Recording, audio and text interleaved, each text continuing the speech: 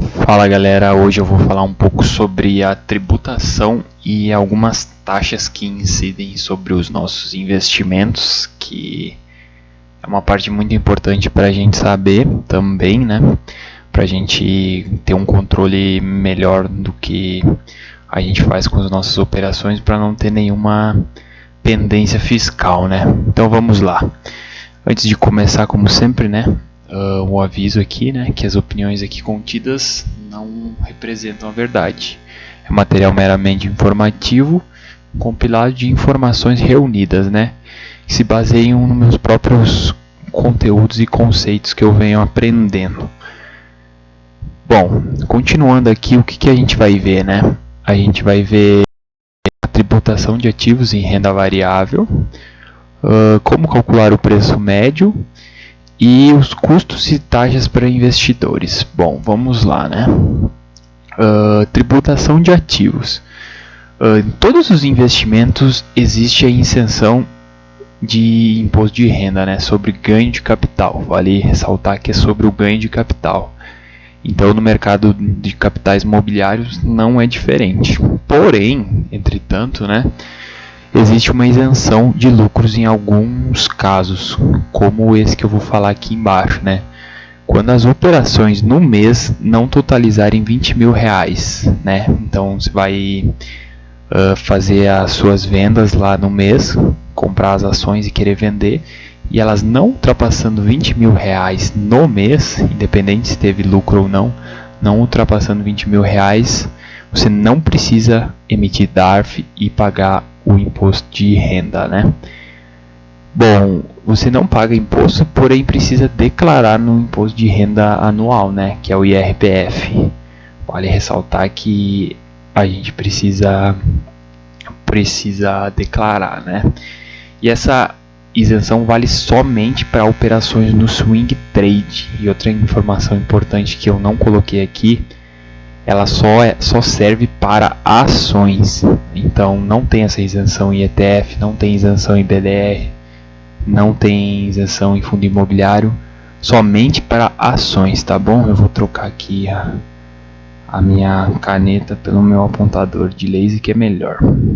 Bom, então, caso suas vendas ultrapassem 20 mil reais, terá que fazer a emissão da DARF, como eu falei, onde o imposto sobre o swing trade é de 15%. Então, beleza, estou lá no mês de outubro, que é o nosso mês subsequente que eu estou gravando esse vídeo, e eu resolvo vender uma ação que eu tenho lá, digamos que é a ação ABC3 aqui, né, que é a ação que eu tenho em carteira. E aí eu vendi 21 mil reais, né? Tendo isso que eu tive um lucro de 2 mil reais nessa operação. Então eu comprei por 19 mil e vendi por 21. Eu tive 2 mil reais de lucro. Então, como eu fiz um swing trade, né? Eu comprei antes de outubro, eu comprei em agosto, né? Eu tô dando um exemplo hipotético aqui para a gente entender. E vou vender em outubro. E eu ganhei 2 mil reais nessa operação. Então desses 2 mil eu vou pegar 15%, né? Que é 300 reais. E aí vou emitir uma DARF nesse valor e pagar o imposto que eu devo, né? As operações com ETF e BDR incide 15% também, tá bom? E agora para ficar muito atento, por isso que eu coloquei os valores em negrito aqui. FIIs e Day Trade incide 20%, então não é os 15% de ETF, BDR e ações, mas sim 20% no Day Trade, né, que é as operações diárias, comprou e vendeu no mesmo dia, e para FIIs, que lembrando da isenção que eu falei aqui anteriormente, né, nessas operações não valem, somente para ações. O IR vale somente sobre o lucro líquido das operações. Paga imposto sobre a diferença do preço médio das operações e o preço de venda. Então só vai pagar esse valor se realmente necessitar, né? Porque de certa forma a gente tem que estar feliz de pagar essa DARF porque a gente está tendo lucro, né, com as nossas operações. Então, outro ponto aqui, quando não realizar vendas ou vendas com prejuízo, não tem cobrança de IR, tá? Vou deixar bem claro aqui que é somente sobre ganho de capital, né? Como eu falei já. Bom, aí aqui como que a gente calcula o preço médio? Né? Para a gente entender sobre a performance, como é que está indo as nossas ações, a gente pega e soma todos os custos de aquisição dos nossos ativos, né? Nesse caso a gente vê que está tendo bastante lucro, quer realizar alguma venda, a gente vai olhar para o nosso preço médio para ver se a gente está vendendo com lucro ou se está vendendo com prejuízo, né? Então, para a gente saber o preço médio, a gente tem que fazer essa seguinte conta, né? O que é esse CA e esse Q aqui? Eu já vou explicar, não é uma coisa difícil, né?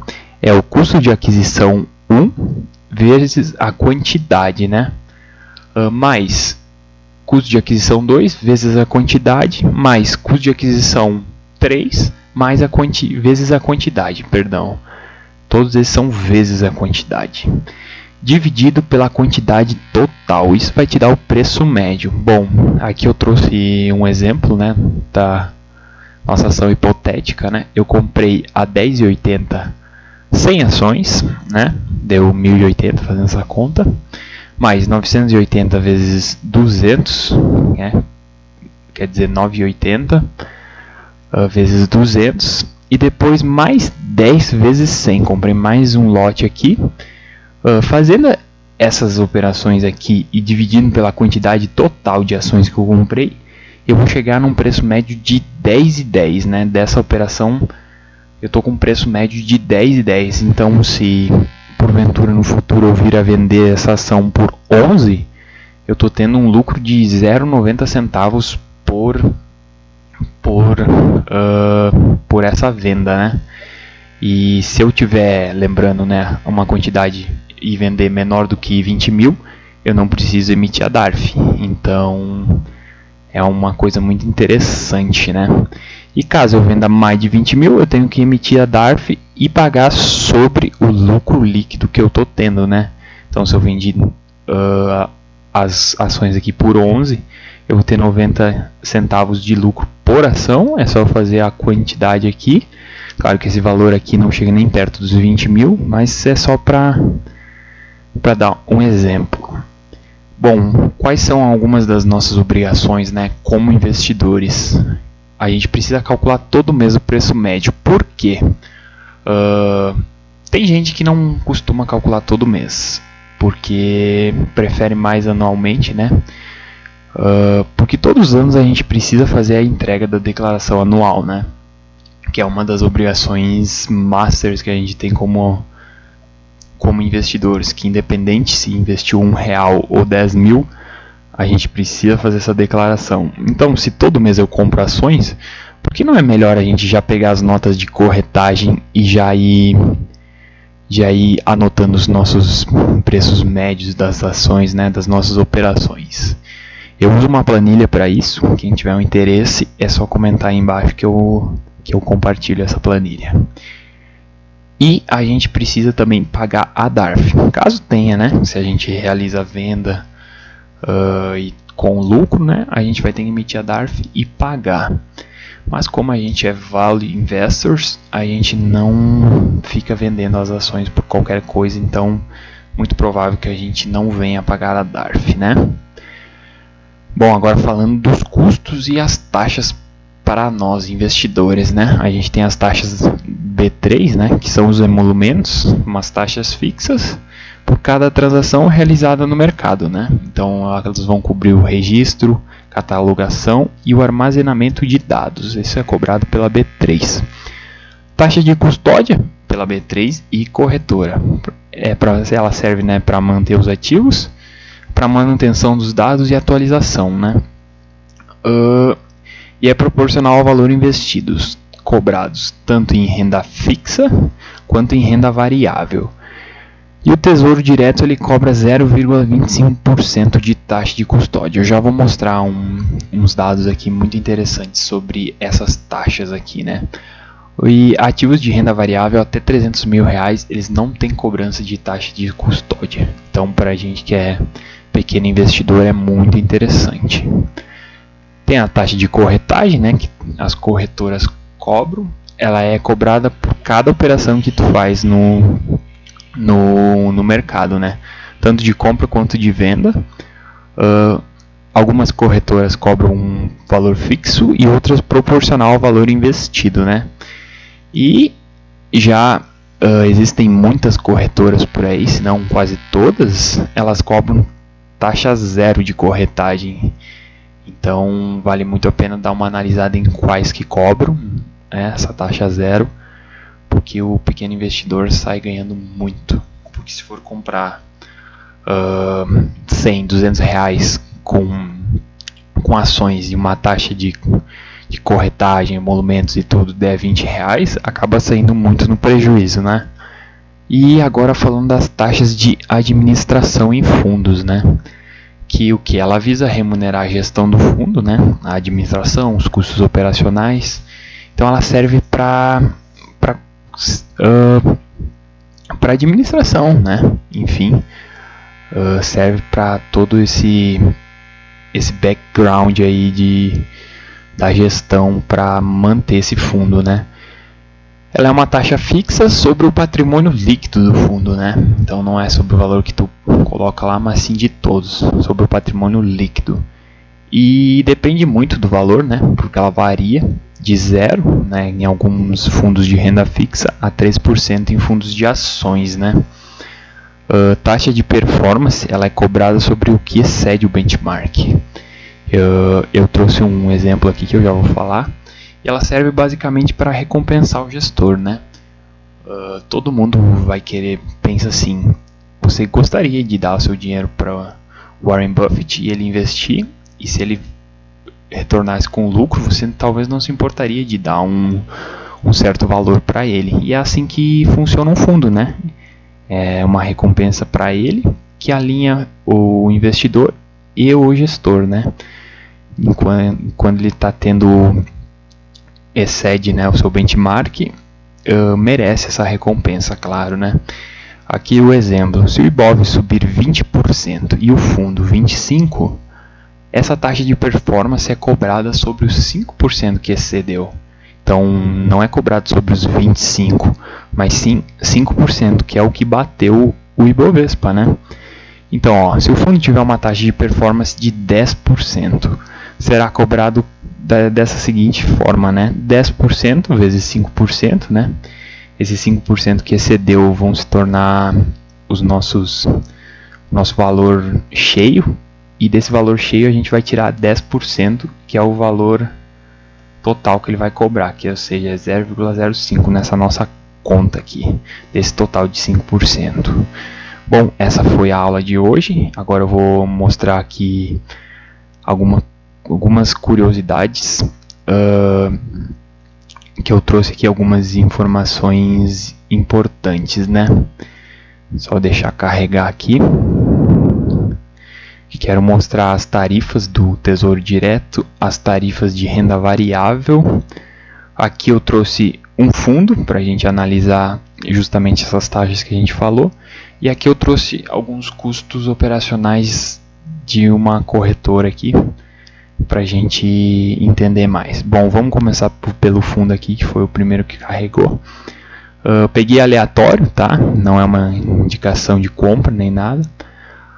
E aqui, ó, no site do fundo tem todas as informações, né? O início dele, que foi em 2012. No mês, quanto que ele está rendendo, quanto que o Ibovespa está rendendo. No ano, quanto ele rendeu, quanto o Ibovespa rendeu. Nos últimos 12 meses, nos últimos 36 meses, nos últimos 60 meses. E desde o início, esse foi o valor que rendeu o fundo, tá? Então, quando a gente for analisar um fundo, é muito importante que a gente olhe dessa perspectiva para mais, né? Para ver como é que o fundo se comportou em crises, em períodos de recessão, né? Para a gente entender um pouco sobre como o fundo funciona. Aqui está anualizado, né? O quanto ele rendeu cada mês, ano e o Ibov, né? E agora a gente vai para umas informações aqui, ó, né? Investimento e permanência mínimo, 100 mil, né? Cotização de aplicação D0, então no dia, liquidação do resgate é D mais 2. Então, se eu resgatar hoje, eu vou receber daqui a 2 dias esse valor. A taxa de performance, né, que no nosso exemplo foi 10, aqui é 20% sobre o que cedeu o Ibovespa. Então, é um pouco mais do que esse meu exemplo hipotético. A movimentação mínima e a cotização do resgate, que é D mais 30. Bom, então o que isso significa? Ele está líquido, né, esse valor em 2 dias, mais esses 30 dias de liquidação, então de cotização, perdão. Então esse valor vai estar na minha conta realmente em 32 dias, né? A taxa de administração que eu falei, que é 1,5 sobre o patrimônio líquido, né? E aqui tem a data de início do fundo. Informações gerais, né, sobre quem administra, quem é a gestora e tudo mais, o público-alvo. E agora a gente vai ver os custos operacionais, por exemplo, da XP. Deixa eu...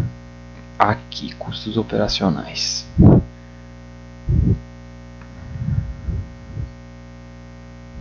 Bom, aqui ó, temos as informações, né, de algumas taxas que eles... É taxa zero, né, que a gente falou antes. Custódia de renda fixa, zero. Custódia na bolsa é zero também. Vamos ver se tem mais alguma coisa. Ações e BDR. Isso aqui é importante para a gente saber. Por exemplo, quais são os custos aqui de corretagem, né? R$ 4,90 para o swing trade e R$ 2,90 no day trade. Tá? Agora vamos ver se tem mais algumas informações aqui. Emolumentos, né? Para a gente ver a tabela no site da B3. E aqui tem uma coisa muito importante, ó. Day trade não é cobrado nada, né? E no swing trade para fundos imobiliários também não é cobrado nada. Então isso é muito interessante. Agora vamos ver mais aqui, ó. Para COI não tem custos e renda fixa também não tem custos, ó. Não há custos, tanto para CDB, LCI, LCA, CRI, CRA, entre outros. Não tem custo, tá? Então, fechando aqui. As tarifas que a B3 cobra, né? Isso aqui eu estou olhando nos sites mesmos de cada casa, né? As operações normais é cobrado 0,0070, então é muito pouco. De liquidação 0,027. Total de 0,034. Então são taxas muito pequenas comparadas com outros, né? E aqui tem as tarifas do Tesouro Direto, né? Que eu falei que era de 0,25, mas aqui tem uma coisa muito interessante. Na verdade está errado o dado, né? Que é 0,20 atualmente. Peço desculpas que eu errei o dado. E aqui eu tenho uma informação muito importante. A partir do dia 1/8/2020, o título de Tesouro Selic passou a ser isento de taxa de custódia até o estoque de R$10.000. A taxa será cobrada sobre os valores que excederem o estoque de 10 mil por investidor e CPF. Bom, então o que isso significa, né? Que se você investe no Selic até R$10.000, você está isento desses 0,20 ao ano de taxa de custódia e só vai ser cobrado acima disso. Então é uma coisa muito interessante, né? Bom, era isso que eu queria passar aqui hoje. E eu fico por aqui. E um abraço e obrigado a todos que assistiram. Valeu!